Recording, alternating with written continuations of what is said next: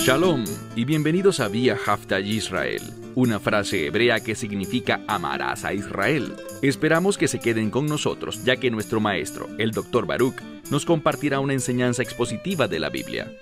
El Dr. Baruch es profesor titular del Instituto Zera Abraham, con sede en Israel.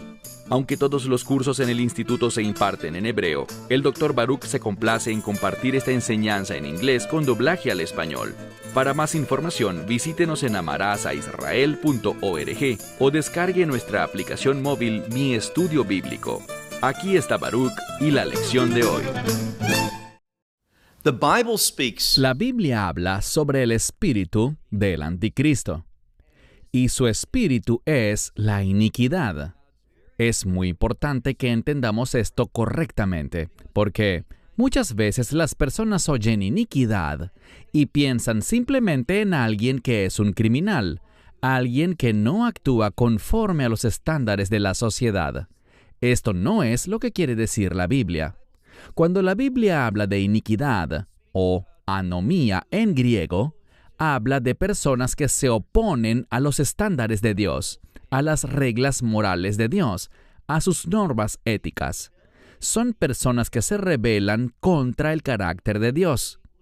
Una de las cosas que aprendemos de la ley de Moisés es que allí conocemos el carácter de Dios. La ley de Moisés se relaciona con la justicia. No es un instrumento de justicia que pueda hacerme justo, pero sí define lo que es la justicia y la impiedad. Cuando comparo los estándares o la ley de Dios con mi vida, siendo yo un incrédulo, me revela mi injusticia. Pero lo que vamos a aprender hoy es esto. Cuando tomamos ese mismo estándar como creyentes, puede manifestar nuestra fidelidad, que hemos sido declarados justos y que Dios está obrando la justicia en nosotros y a través de nosotros, y esta es la obra del Espíritu de Dios en cada creyente. Nosotros vamos con madurez, creciendo en la fe y aprendiendo mayor verdad bíblica, vamos a encontrarnos siendo conformados a la imagen de Dios, lo que significa que reflejaremos su carácter. Caminaremos en sus caminos. Veremos nuestra vida siendo conformada a la verdad de Dios. Y aquí hay algo muy significativo. A medida que nos acercamos hacia el final de los tiempos, y estamos avanzando rápidamente hacia ello, veremos que el mundo se opondrá a aquellos que abrazan el carácter de Dios, los caminos de Dios, la verdad de Dios y la voluntad de Dios. Por eso es que los creyentes nos estamos acercando y, de hecho, ya muchos están experimentando un tiempo de persecución. Cada vez hay más persecución contra los verdaderos creyentes en un número más y más creciente de lugares. Ese tipo de antijusticia, ese espíritu, esa perspectiva, llenará la tierra. Y por esa razón, Dios eventualmente juzgará a este mundo. Dicho esto, toma tu Biblia y ve conmigo a Primera de Juan, capítulo 3. La primera epístola de Juan, capítulo 3, y vamos a comenzar en el versículo 13. Aquí veremos que Juan estará hablando de cómo hemos sido llamados a demostrar el carácter de la Torá. Una de las cosas que será enfatizada es el amor por nuestros hermanos. El término hermanos es inclusivo. Abarca tanto a hombres como a mujeres, hermanos o hermanas. Simplemente significa los demás.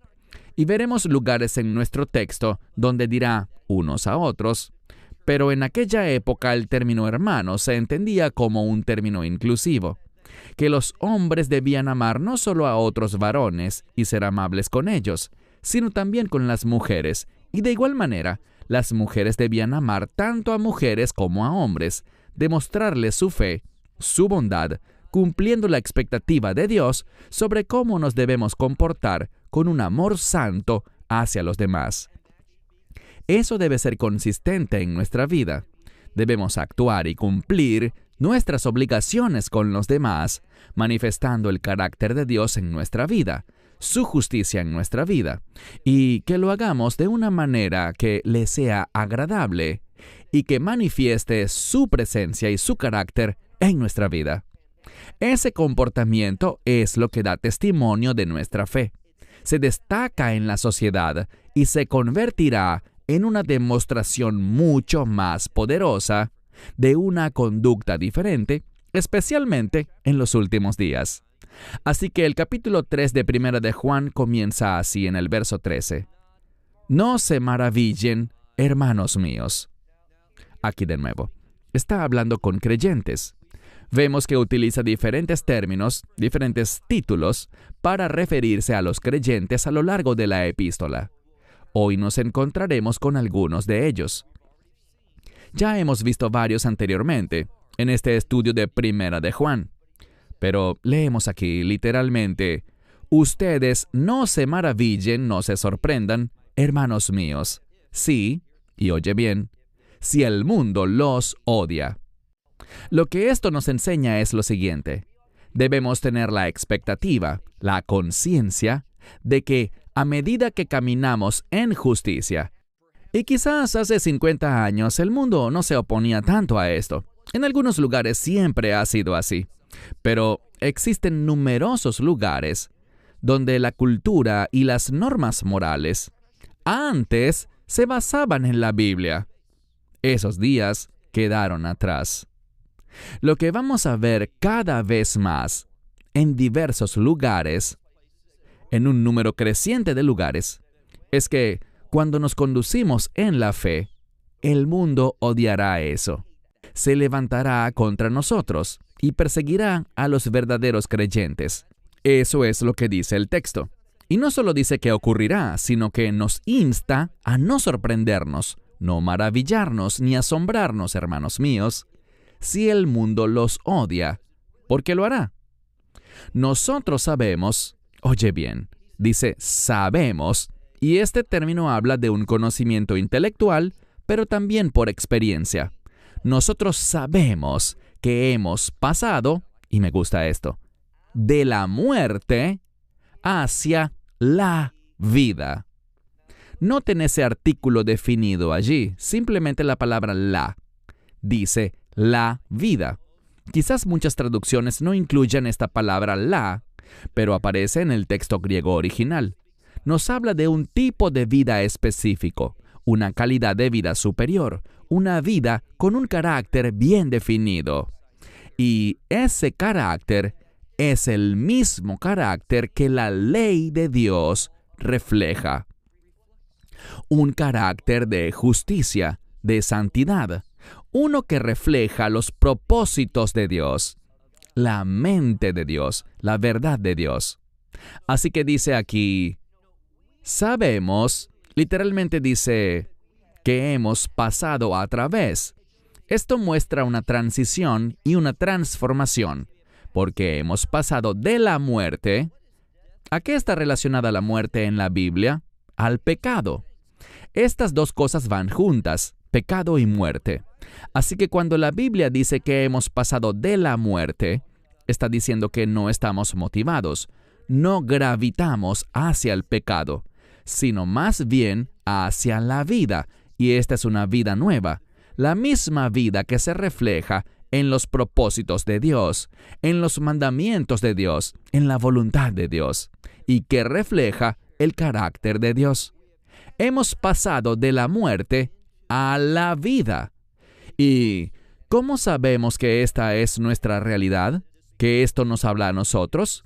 Él dice y nos da una prueba. Porque amamos a los hermanos. Esto significa que amamos tanto hermanos como hermanas, que nos amamos los unos a los otros. Amamos a los demás. Así que encontramos que una de las cosas que testifica y una de las principales cosas que testifican de esta nueva creación en la que nos hemos convertido a través de la fe, por la gracia de Dios, es que amamos a los demás. Amamos a los hermanos, es decir, tenemos una capacidad de la que el mundo carece para demostrar amor, Ese mismo amor que Dios nos ha mostrado a través de su Hijo unigénito, que cuando aún éramos pecadores, Él nos amó. Y mientras hay otros que aún son pecadores, nosotros los amamos y nos comportamos de tal manera que son confrontados en amor con la verdad de Dios. Así nos destacamos. No reflejamos al mundo, que está arraigado en el egoísmo, en un amor egoísta que no es el amor de Dios ni refleja su carácter. El amor del mundo es egocéntrico y orgulloso, arraigado en el pecado. Así que dice, nos destacamos porque amamos a los hermanos.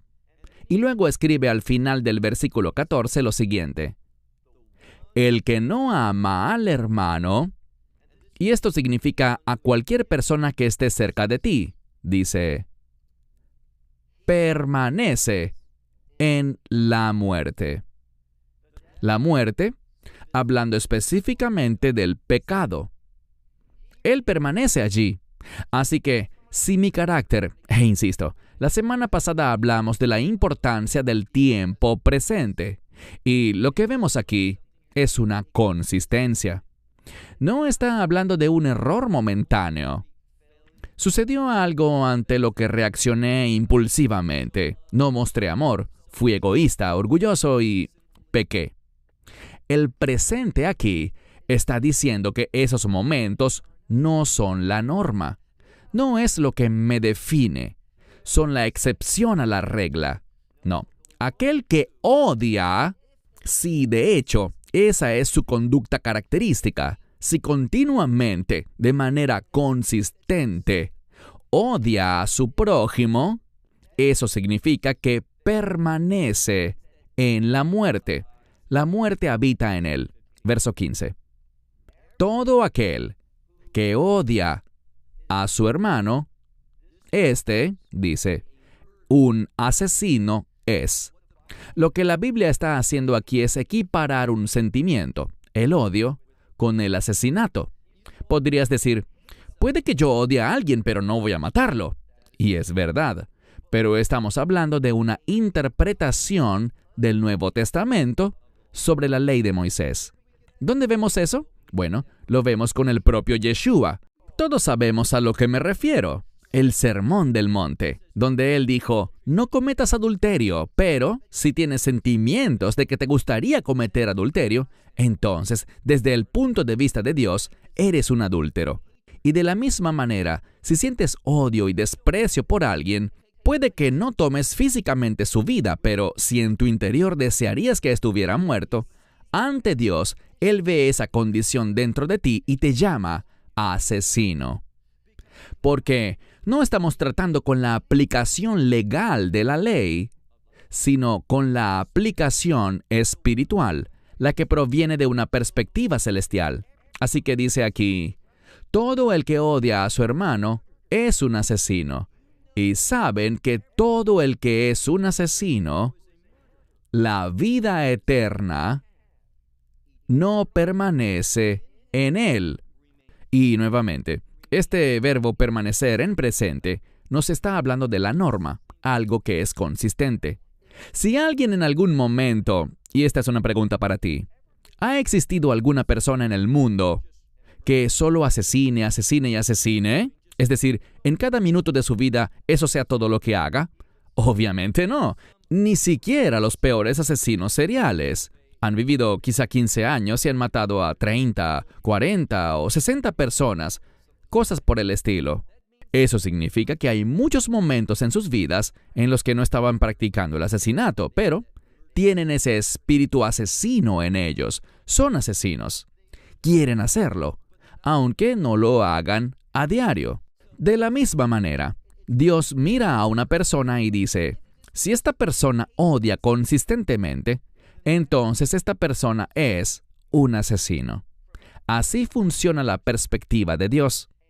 Y el texto es enfático en afirmar que esta nueva vida no permanece en él. Y debemos entenderlo bien porque muchos leen esto de manera incorrecta porque no entienden la intención de la gramática griega. Lo que está diciendo aquí es que esta nueva vida no se ve consistentemente en él. Él odia consistentemente. Su deseo continuo no es amar a los demás, no pensar en cómo puede bendecir a esa persona, en ser una influencia positiva, ser un testimonio. Él no está pensando en nada de eso, sino que solo piensa en sí mismo. Lo que la Escritura dice aquí es que no se aprecia una evidencia consistente de una nueva vida, de una vida eterna, de una vida de reino en esta persona. Eso no está consistentemente allí, no permanece. Versículo 16. En esto hemos conocido. Ahora hay un cambio. El verbo aquí está en tiempo perfecto cuando dice, en esto hemos conocido. Eso significa que lo conocimos en el pasado, lo conocemos ahora, y esto es algo que continuará en el futuro. Una vez más, verso 16. Y en esto hemos conocido el amor de Dios. Aquí está la descripción del amor de Dios. Aquí vemos cómo ha sido manifestado a la humanidad, porque dice aquel. Ahora bien, la mayoría de las traducciones dirán, porque Él, por nosotros, su vida dio. Traduciéndolo literalmente en el mismo orden del texto original. Pero lo que quiero que veas aquí es que dice aquel. ¿Por qué dice aquel en lugar de él? Porque aquel hace que sea una declaración demostrativa, lo cual es una manera de enfatizar al sujeto. No es la construcción normal que aquí sería él da. No, dice aquel, porque busca enfatizar a aquel de una manera única. Y por supuesto, está hablando de Yeshua. Aquel por nosotros, o en nuestro favor, su alma, es decir, su vida, la palabra en griego para alma también significa vida. Su vida, Él puso, Él colocó, Él entregó. Y también leemos que nosotros debemos, en favor de los hermanos, la vida, es decir, nuestra vida, la vida debemos, ¿qué? Dice, debemos poner, debemos entregar. ¿De qué está hablando esto? Muy sencillo. El Mesías vivió de manera sacrificial. Sacrificar significa dar, entregando, soltando, no aferrándose a nada. Y dice que deberíamos vivir cada día sin aferrarnos a esta vida física frente a cualquier circunstancia. Y este es uno de los problemas que tengo con este fenómeno conocido como los preparacionistas. Es totalmente antibíblico. Todo su esfuerzo se basa en aferrarse a esta vida a como dé lugar. Lo que deberíamos hacer no es querer aferrarnos a la vida, sino estar dispuestos a entregar nuestra vida. Recientemente tuve una conversación con alguien y él me decía, sin entrar en todos los detalles, él me decía, ¿sabes, Baruch? Es posible que tú estés en la lista del gobierno. Bueno, si es así, ¿qué pasa? ¿Qué tengo yo que ocultar? No somos personas que intentan camuflar o esconder nuestra identidad como seguidores del Mesías. Si existe una lista de creyentes que el gobierno maneja, yo quiero estar en esa lista. Y cuando vengan a buscarnos, quiero salir a su encuentro. No voy a camuflarme, esconderme, avergonzarme ni aferrarme a toda costa a mi vida terrenal. La Biblia dice que aquel que tiene esa mentalidad pierde su vida, pero el que está dispuesto a perder su vida por causa del Mesías, y eso también significa por causa de los demás, en el nombre del Mesías, este es el que encuentra la vida. Así que no nos aferramos a la vida, no se trata de eso. Estamos dispuestos a entregar nuestra vida, a dar nuestra vida y vivir sacrificialmente. De eso es de lo que se habla aquí. Verso 17. El que tiene los bienes del mundo, es decir, las cosas materiales. ¿Será esto algo malo? ¿Este verso dirá que es malo tener esas cosas? No es así. De hecho, puede ser una gran bendición. Puede ser la voluntad de Dios que tú poseas las cosas de este mundo. No dejes que esas cosas te posean a ti, pero tú puedes poseerlas y utilizarlas para los propósitos del reino. Conozco a muchas personas que hacen justo eso. Tienen un testimonio maravilloso de generosidad, de dar, de ayudar al prójimo.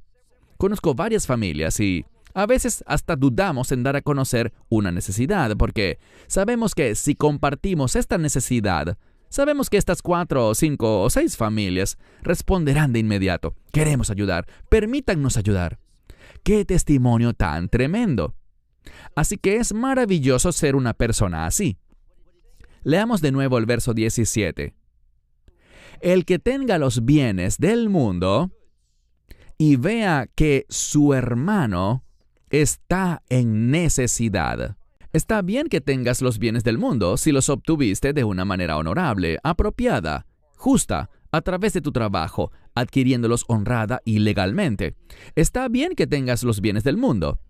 Pero si tú ves a tu hermano en necesidad, y aquí está el problema, esta persona no quiere dar como lo hacen estas familias que conozco, sino que el problema es que este sujeto cierra, y la siguiente palabra aquí tiene que ver con la compasión.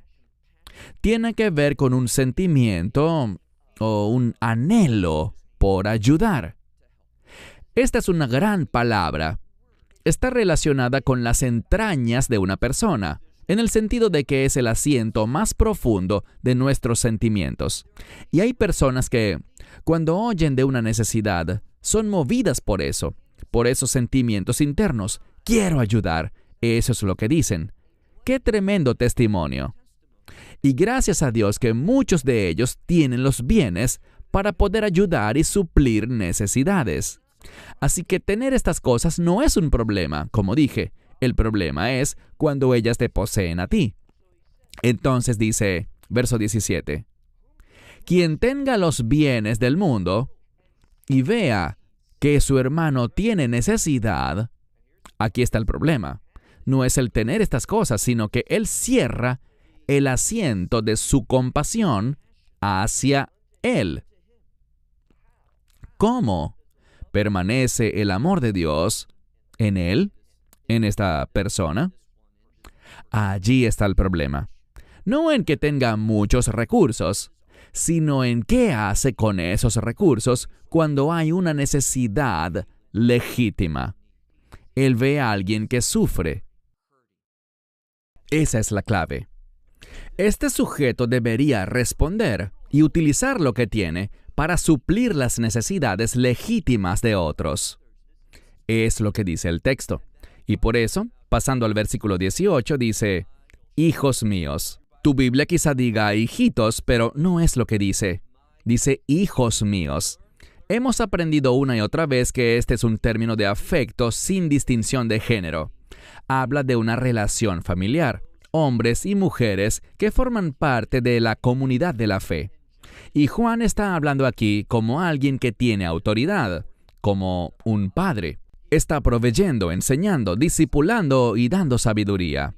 Y dice, una vez más, verso 18, hijos míos, no amemos, y la implicación es que no debemos amar solamente de palabra y solamente de labios, de la boca para afuera, sino, dice aquí, sino más bien, está bien demostrar nuestro amor con palabras y expresiones, pero no debe ser solo de esa forma, sino que lo que debemos hacer es acompañar nuestras palabras, si decimos algo, acompañarlo con hechos y en verdad. El hecho, la obra con la que debemos amar es con acciones, haciendo cosas, eso es obvio. Pero esas acciones deben ir de acuerdo con la verdad. Esto es muy importante. Debemos entender que los recursos son limitados y por lo tanto queremos dar de una manera que sea verdadera, es decir, satisfaciendo necesidades legítimas. Si se trata de un caso en el que no estamos seguros, mejor es dar. La Biblia lo dice, es mejor dar, y si alguien se aprovecha de ti, si alguien te ha engañado con su supuesta necesidad, sigue siendo mejor dar, aunque en algún momento te hayan engañado, a no hacerlo y perder la oportunidad de dar en una necesidad real, en una situación donde se requiera ayuda. Así que No queremos simplemente, ya sabes, cerrar nuestro corazón y usar algún engaño del pasado como excusa para no dar. Pero procuremos dar conforme al hecho y la verdad. Leamos el verso 19. Al inicio del verso 19. Y en esto sabemos que de la verdad somos. Aquí estaremos hablando de una condición interna, hablando del Espíritu de Dios, confirmándonos las cosas. Por eso dice, mire de nuevo el verso 19. Y en esto sabemos que de la verdad somos.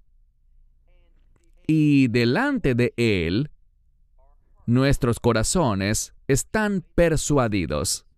Esto significa que interiormente tenemos esa confirmación desde nuestro corazón, esa convicción interna en nuestra vida que nos habla en mi mente. Es el asiento no de los sentimientos, sino de los pensamientos.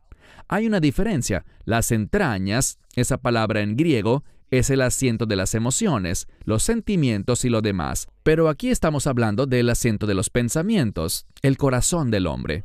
Y dice, en esto sabemos que somos de la verdad, y delante de Él, nuestros corazones están persuadidos. Porque si nuestros corazones nos condenan, ahora está hablando de algo diferente. Dice que en algunos casos el corazón puede estar en la verdad. Lo sabemos, queda confirmado, pero si nuestros corazones nos condenan, noten lo que dice, si nuestros corazones nos condenan, fíjense bien, mayor es Dios que nuestro corazón, y Él conoce todas las cosas. Así que, incluso cuando nuestro corazón nos condena, Dios conoce todas las cosas. Él puede obrar y Él puede enderezar las cosas. Él puede provocar un cambio. Por lo tanto, necesitamos constantemente hacer algo, porque hay un término en hebreo, Heshbon Nefesh. Heshbon Nefesh. Heshbon significa contar, sumar algo, calcular algo y derivar una conclusión, una respuesta producto de toda la información que se recabó. Así que dice, si nuestro corazón nos confirma algo, Dios conoce todas las cosas. Él sabe cuál es el problema. E incluso Dios, cuando nos condenamos a nosotros mismos, Él es mayor que eso y por lo tanto, Él puede causar un cambio justo en nuestra vida. Dice el verso 21, amados, si nuestro corazón no nos condena, ahora nos sentimos confiados. Y lo siguiente que dice es, confianza tenemos con Dios, de que Dios también nos dice que no estamos condenados en esto. En esos casos, ¿qué debemos hacer? Orar. Cuando estamos bien con Dios, cuando sus pensamientos son nuestros pensamientos, cuando hay un acuerdo entre nosotros, esto nos dice que ahora estamos listos para orar. Dice aquí en el verso 22, y si pedimos, recibiremos de Él, porque sus mandamientos guardamos. Lo que está diciendo aquí es que debemos hacer ese inventario espiritual, Heshbon Nefesh, un inventario espiritual. Si en algún momento no hay paz en nuestro interior, si no estamos caminando con Dios, debemos arrepentirnos, debemos llevar estas cosas ante Dios. Él conoce todas las cosas y puede traer cambio a nuestra vida. No estamos listos para orar aún. Esto es algo muy importante. Hay momentos en los que no estás listo para orar, para rogar a Dios, para pedirle cosas. ¿Por qué? Porque tu corazón no está establecido. Tu corazón no es correcto. Tu corazón ha sido engañado. No estás pensando adecuadamente, ni estás teniendo esa confianza espiritual. Así que Dios necesita provocar un cambio. Él es mayor que nuestro corazón. Él puede cambiarlo. Puede vencer esos obstáculos. Pero si la situación es que tenemos confianza ahora, que estamos bien con Dios, que estamos pensando de manera piadosa, que queremos los propósitos de Dios, entonces dice que si este es el caso, tenemos confianza con Dios y por lo tanto dice, y si pedimos, recibiremos de Él, porque los mandamientos, sus mandamientos, guardamos y las cosas que le agradan. Muy importante. Cuando guardo los mandamientos de Dios, yo cumplo estas cosas, como dice el verso 22, que le agradan a Él. Estamos haciendo lo que le agrada a Él. Eso hacemos. Y este es su mandamiento. ¿Cuál es el mandamiento principal que lo inicia todo? El más fundamental. Justo este. Que creamos en el nombre de su Hijo, el Mesías Yeshua, Jesucristo. Así de simple. Allí es donde comienza el cambio. Allí es cuando ocurre la salvación. Me convierto en una nueva criatura. Mi corazón será transformado. Comenzaré a ser capaz de oír a Dios consistentemente. Y cuando vaya ante Él, me va a mostrar aquellas cosas que no están bien y aquellas cosas que sí lo están. Cuando estoy en ese estado adecuado, entonces sabré cómo orar. Podré llevar mis peticiones ante Dios, confiando en que Él responderá. Pero todo comienza con ese mandamiento principal, que creamos en el nombre de su Hijo, el Mesías Yeshua, en su nombre. Aquellos que enseñan, y desafortunadamente hay muchos que dicen así, si yo creo en la ley de Moisés, si digo que la ley de Moisés es buena, si creo en el Dios de Israel, si creo que hay un Mesías Redentor que viene, pero no Yeshua, yo lo rechazo a Él. Si rechazas ese nombre, Yeshua, lo rechazas todo. Y en cuanto al nombre, siempre me preguntan si tiene que decirse Yeshua así en hebreo, y la respuesta es no. Puedes decir Jesús o como quiera que se pronuncie en tu idioma. Obviamente eso está bien. No se trata de elevar un idioma, sino de elevar la identidad del Mesías, su identidad y su nombre, Yeshua Minesrat, Jesús de Nazaret. Cuando lo aceptamos a Él, cuando creemos en su nombre, en cualquier idioma, todo cambia. Segunda parte del verso 23. Dice, en ese nombre habrá un cambio. ¿Y cuál es el cambio? ¿Cómo se manifiesta? En que nos amemos unos a otros. Allí está. Ya sea que diga tu prójimo o tu hermano, que nos amemos unos a otros, tal como nos dio a nosotros el mandamiento. Lo que hace la Escritura, y es muy significativo que veas esto.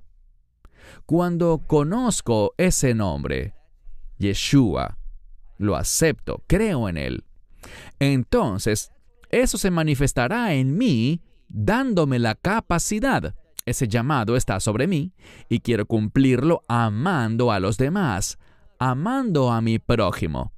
Este es el mandamiento al que su nombre me hace estar comprometido. Voy a estar comprometido con amar a los demás cuando conozco su nombre y creo en su nombre. Último verso, verso 24. Y aquel que guarda sus mandamientos, en plural, comienza solo con uno: creer en su nombre, en el nombre de Yeshua.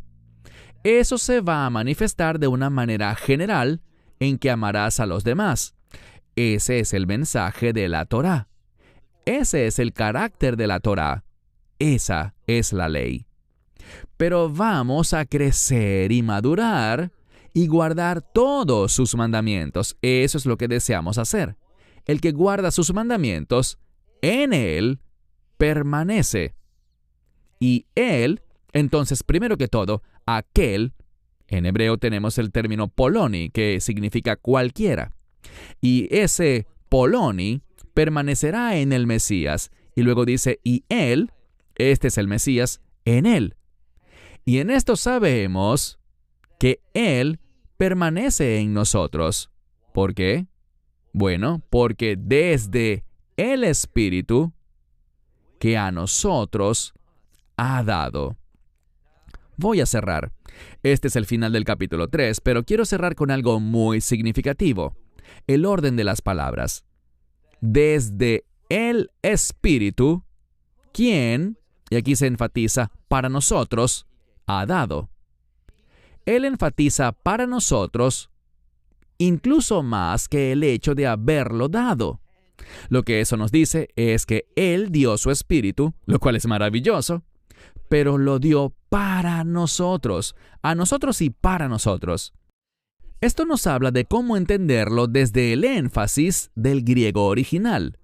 Simplemente nos enseña cuán absoluta y totalmente dependientes somos si queremos caminar con Él, agradarle, reflejar su carácter, hacer su voluntad, cuán absolutamente dependientes somos de su Espíritu. Así que creemos en su nombre y nos convertimos en receptores de su Espíritu. Esto producirá que su Espíritu obre en nuestra vida. ¿Cómo? Bueno, aquí está el problema. Las personas no conectan las Escrituras tal como nos han sido dadas. ¿Cómo comienza este versículo? Mira de nuevo. Ya vamos a cerrar, pero noten lo que dice aquí. Primera de Juan, capítulo 3. Primera de Juan, capítulo 3, y vamos a leer el último versículo de este capítulo que dice... Aquí vemos que dice acerca de aquel que guarda, que cumple sus mandamientos. Está en plural. En Él permanece. Este permanece en Él, en Yeshua. Y Yeshua en Él. Y en esto sabemos que Él, Yeshua, permanece en nosotros. Aquí está la prueba. Su Espíritu que nos ha dado. Lo que quiero que veas es la relación entre lo que dice al principio y lo que dice al final. En el principio habla de guardar sus mandamientos y al final habla de darnos su Espíritu. ¿Cuál es la única conclusión que podemos sacar de esto? Es que su Espíritu en mí se mueve en mi vida, opera en mi vida para hacer que yo, primero me convence y luego me da la capacidad de guardar sus mandamientos, de ser obediente. Y esto es lo que Juan está diciendo, que el verdadero creyente, aquel que permanece en Él, lo demostrará, Él en nosotros y nosotros en Él, mediante la obediencia ¿a qué? A sus mandamientos. Si menospreciamos los mandamientos de Dios, si decimos que son cosas del pasado o hacemos algo muy imprudente y decimos, bueno, esto habla de los mandamientos de Jesús, no los de Moisés. Tenemos que ver que hay unidad. Las cosas que Yeshua enseñó con muchísima frecuencia pueden vincularse directamente con los mandamientos de Moisés.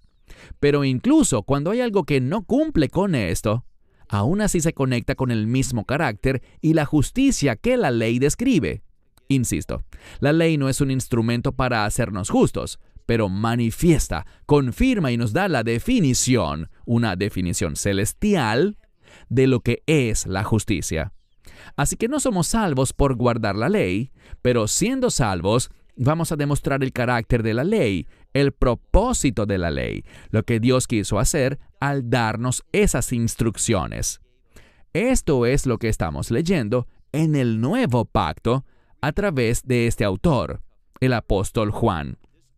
Cierro con esto hasta la próxima semana, cuando comenzaremos un capítulo muy significativo, el capítulo 4, que tiene información muy valiosa e importante para nosotros en este tiempo presente y mucho más en la medida que nos acercamos a los últimos días. Shalom desde Israel. Shalom from Israel. Esperamos que te hayas edificado con el mensaje de hoy y lo compartas con otros. Te invitamos a seguir nuestros estudios cada semana por este canal y por el portal de YouTube de Amarás a Israel. También puedes descargar nuestra aplicación móvil gratuita, Mi Estudio Bíblico. Finalmente, para obtener más información sobre nosotros, visita nuestra web amarasaisrael.org, donde encontrarás otras conferencias de Baruch en audio, video y texto. Hasta el próximo programa. Que el Señor te bendiga en Yeshua HaMashiach, Jesús el Mesías, mientras caminas con Él. Shalom desde Israel.